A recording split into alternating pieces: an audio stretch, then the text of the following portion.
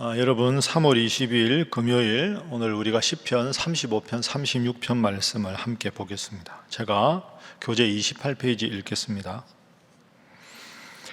부당한 대우를 받거나 억울한 일이 있을 경우 우리는 다윗처럼 기도할 수 있습니다. 내 생명을 찾는 자들이 부끄러워 수치를 당하게 하시며 나를 상해하려 하는 자들이 물러나 낭패를 당하게 하소서.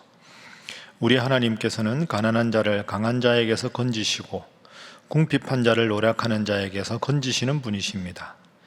이처럼 우리는 옳고 그름을 판단하시고 나의 송사를 다스리시는 하나님께 간구해야 합니다.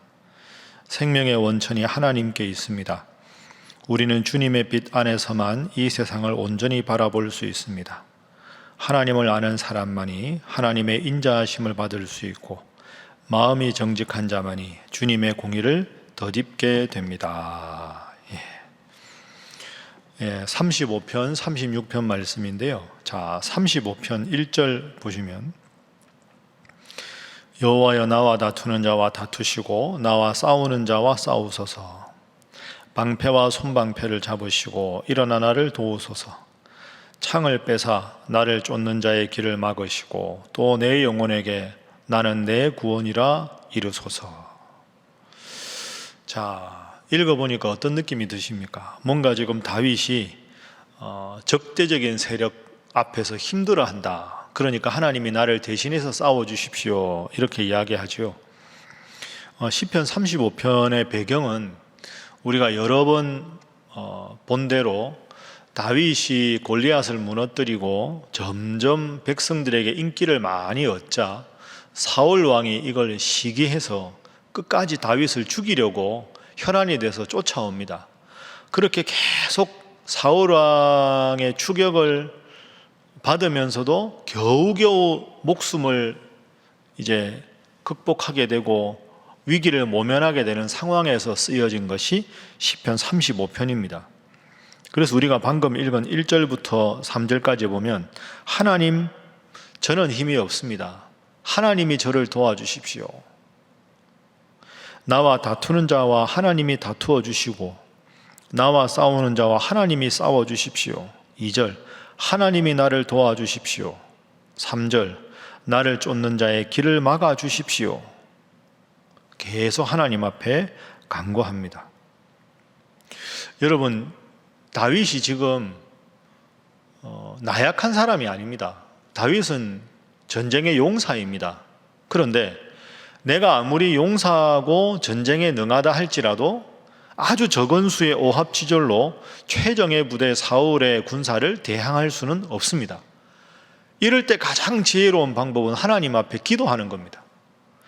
내가 오합지졸인데 내가 가진 것이 적은데 수많은 적군 앞에서 나 혼자 나가서 싸우리라. 그 용기 있는 행동 같지만 용기 있는 게 아니라 무모한 행동입니다. 그러면 다윗을 따르는 무리들은 어떻게 되겠습니까? 그래서 우리가 인생을 살아가다가 이게 참 분별이 중요합니다. 이것이 내가 지금 내 능력으로 맞서야 될 상황인가? 하나님 앞에 기도하고 피해야 될 상황인가? 그걸 분별하는 게 참 필요하지요. 그래서 오늘 다윗은 내가 지금 전쟁터에 나가서 사울 왕과 맞대응할 상황이 아니다. 하나님, 저는 힘이 없습니다. 부족합니다.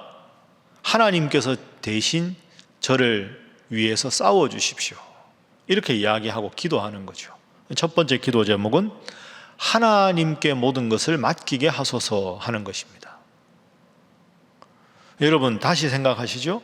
내가 맞설 수 있는 때는 맞서고 내 능력이 부족할 때는 하나님께 모든 것을 맡기는 게 지혜로운 겁니다.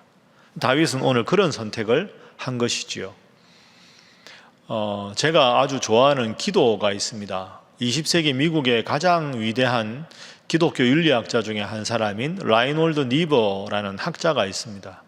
이 학자가 했던 아주 짧은 기도, 제가 여러분들에게 소개해드렸기 때문에 아마 기억하실 텐데, 이분은 딱 3가지 기도입니다. 하나님, 제가 할 수 있는 일에 대해서는 맞설 수 있는 용기를 허락해 주시고, 하나님, 제가 할 수 없는 일에 대해서는 그걸 받아들일 수 있는 겸손을 허락해 주시고, 그리고 이 일이 내가 맞설 수 있어서 용기가 필요한 상황인지 맞설 수 없어서 겸손하게 받아들여야 되는 상황인지를 분별할 수 있는 지혜를 허락해 주십시오. 이게 라이놀드 니보의 기도입니다. 자, 다시 한번 정리해 볼까요? 하나님, 제가 이 일에 맞설 수 있는 일이면 맞설 수 있는 용기를 허락해 주시고, 오늘 다윗처럼 제가 맞설 수 없는 일이면 상황을 그대로 받아들일 수 있는 겸손을 허락해 주시고, 모든 세상 일을 할 때 이 일이 맞서야 되는 일인가 맞서서는 안 되는 일인가를 분별할 수 있는 지혜를 허락해 주십시오. 아주 훌륭한 기도입니다. 맞설 수 있는 뭐라고요? 용기. 맞서지 않고 받아들일 수 있는 겸손. 이 두 가지를 분별할 수 있는 지혜. 사실은 인생의 성패가 여기에 달려있지 않겠습니까? 맞서서는 안 되는 상황인데 무모하게 나서다가 낭패를 겪는 경우가 있고, 이건 겸손하게 받아들여야 되는데 내 자존심 때문에 괜히 나서다가 크게 낭패를 볼 수 있고, 이 둘 사이에 하나님 주신 지혜로 분별하지 못해서 일을 그르치는 경우가 얼마나 많이 있습니까? 오늘 다윗은 내가 맞설 상황이 아니라 하나님 앞에 기도하고 온전히 하나님께 맡겨야 될 상황이라 해서 하나님 앞에 시편을 지어서 기도합니다. 여러분도 오늘 하루 살아갈 때 이 두 상황 속에 어떤 상황인가 잘 분별하시고 겸손과 용기와 지혜를 가지고 모든 일에 주님 뜻대로 승리하는 인생 살아가시기를 주님 이름으로 축복합니다. 자, 두 번째는 35편 24절 25절입니다. 24절 25절. 여호와 나의 하나님이여, 주의 공의대로 나를 판단하사 그들이 나로 말미암아 기뻐하지 못하게 하소서.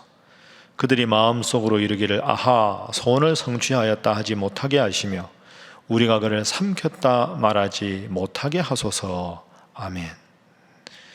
여기서 그들이 누굴까요? 다윗을 해하려는 무리들, 직접적으로는 사울 왕일 것이고, 우리의 삶에 적용하면 우리가 하나님 뜻대로 살려고 하는데 우리가 하나님 뜻대로 살지 못하게 방해하는 영적인 그 사탄의 세력들, 혹은 믿지 않는 사람들이 우리를 어렵게 할 때, 그럴 상황에서 24절에 그들이 나로 말미암아 기뻐하지 못하게 해주시고, 그들이 아하, 우리의 소원대로 이루었다, 내가 저 예수 믿는 사람을 삼켰다 말하지 않게 해주십시오.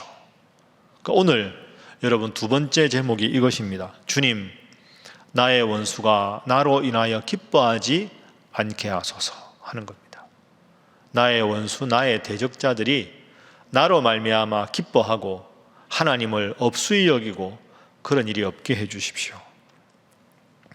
자, 여러분, 이 35편은 전체적으로 눈에 보이는 대상은 다윗과 사울 왕, 다윗과 대적자들이죠. 다윗과 오합지졸, 사울 왕과 최정예 군사들. 그런데 여러 번 여러분과 나눈 대로 다윗은 지금 이들을 두려워하는 게 아닙니다. 다윗 뒤에는 누가 있습니까? 하나님이 있는 거죠. 그러니까 다윗은 지금 기도하는 내용이 하나님 나를 도와주십시오 하는 내용도 있지만, 앞부분 쭉 읽어보면 제가 하나님 편에 늘 서 있게 해주십시오라고 기도합니다. 그러면 다윗과 사울의 전쟁 같아 보이는데, 다윗이 하나님 편에 서 있기만 하면 사울과 하나님의 전쟁이 되는 거죠. 그럼 전쟁에 누가 이깁니까? 하나님이 이기시는 거죠. 그러니까 24절 25절은 다윗이 내 대적자를 멸망시켜 주십시오 하는 기도인 것 같지만, 사실은 저는 하나님 편에 있습니다. 이들이 승리하는 것은 하나님께 승리하는 것이니 하나님이시여 이들을 멸하시고 하나님이 위대하신 분임을 만천하에 드러내게 해 주십시오. 이런 뜻이 됩니다. 여러분, 우리 인생에도 우리가 오늘 하루도 살아갈 때, 매일매일 살아갈 때 내 편이 하나님 되어 주십시오가 아니라 내가 하나님 편에 서 있으면 하나님이 나를 대신해서 싸워주시면, 나를 대적하는 자들이 나를 대적하는 것이 아니라 하나님을 대적하는 것이기 때문에 멸망하게 된다. 그래서 다윗은 나의 원수가 나로 인하여 기뻐하지 않게 하소서 하고 기도하고 있는 것입니다. 여러분, 아이들 키워보면 그냥 아빠 엄마 이렇게 눈빛만 맞춰도 아빠 엄마 이렇게만 불러도 뒷말 하나도 안 해도, 나 도와줘 힘들어 이런 말 하나도 안 해도 그냥 딱 눈빛만 엄마 아빠 보든지 아빠 엄마 그 한마디 때문에 그 아이의 모든 걸 알고 그 아이를 덥석 안아서 그 아이를 위주로 모든 걸 다 보호하고 평안하게 해주는 게 부모님 마음 아닙니까?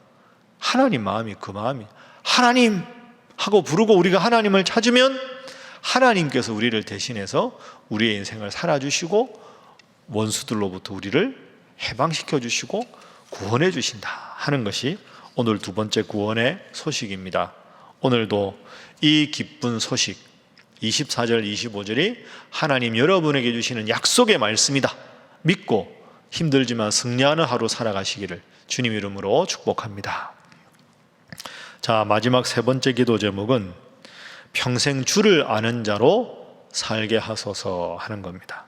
평생 주를 아는 자로 살게 하소서. 주님을 아는 자. 자, 36편으로 한번 넘어가 봅니다. 36편 10절 말씀. 제가 9절부터 읽겠습니다. 진실로 생명의 원천이 주께 있사오니 주의 빛 안에서 우리가 빛을 보리이다. 주를 아는 자들에게 주의 인자하심을 계속 베푸시며 마음이 정직한 자에게 주의 공의를 베푸소서. 주를 아는 자에게 주의 인자하심을 계속 베푸시고 마음이 정직한 자에게 주의 공의를 베푸소서. 주를 아는 자. 여러분 기억나십니까? 주를 아는 자. 제가 왜 이걸 강조할까요? 안다 하는 단어는 히브리어로 야다라는 단어입니다. 야다. 주님을 안다 하는 것은 내가 하나님에 대한 지식적으로 하나님은 전능하신 분이고 이스라엘 역사 속에서 역사하셨고 지식적으로 아는 게 아니라 야다라는 말은 주님이 내 안에 내가 주님 안에 있는 단계를 말합니다. 신앙생활의 3단계 기억나시죠? 제일 초보적인 단계는 주님에 대해서 아는 단계, 지식적으로. 지식적으로 많이 안다고 우리가 믿음이 생기는 거 아니잖아요. 두 번째 단계는 뭘까요? 주님을 믿는 단계. 내 하나님으로 믿는 단계. 세 번째 제일 궁극적인 단계가 오늘 주님을 아는 단계. 주님에 대해서 알고 주님을 믿고 세 번째 주님을 아는 단계. 주님을 안다라는 이 야다라는 단어가 원래는 동침하다라는 뜻입니다. 온전히 하나가 된다. 그러니까 믿는 단계는 믿는 나와 믿음의 대상인 하나님이 분리되어 있어서 하나님을 믿다가도 세상을 믿을 수 있고 친구를 믿을 수 있지만 세 번째 단계 주님을 아는 단계는 주님이 내 안에 내가 주님 안에 요한복음 14장에 나오는 예수님이 말씀하신 그 단계입니다. 그러면 내 인생은 내가 사는 게 아니라 주님이 살아가 주는 것이고 내 생각은 내 생각이 아니라 주님의 생각이 되는 거죠. 그러니까 10절에 주를 아는 자들에게는 주의 인자하심이 계속 베풀어지고 마음이 정직한 자에게는 주의 공의가 계속 시행이 되는 거죠. 우리가 잘 아는 찬송가 주와 같이 길 가는 것 즐거운 일 아닌가.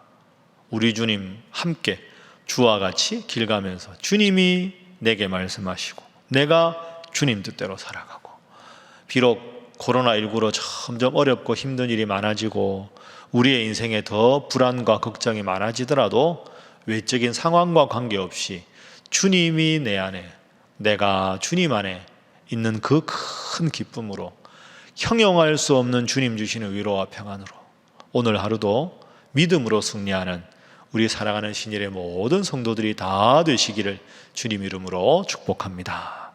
함께 기도하겠습니다. 하나님만 의지하여 하나님 내 모든 문제를 맡아주시는 그런 인생 살게 하시고 하나님과 내가 함께함으로 나의 원수가 나로 기뻐하지 못하게 해주시고 평생 주님을 알고 주님과 함께하는 인생 살게 하여 주셔서 지금 눈앞에 있는 여러 어려움과 환경에도 불구하고 주님 때문에 행복하고 주님 때문에 기뻐하고 주님 때문에 위로 얻는 인생 되게 하여 주옵소서. 이 어려움이 속히 종식되게 하시고 여러 어려움을 당한 성도들과 이웃들 또 올려가면서 우리 다 함께 주님 앞에 기도하겠습니다.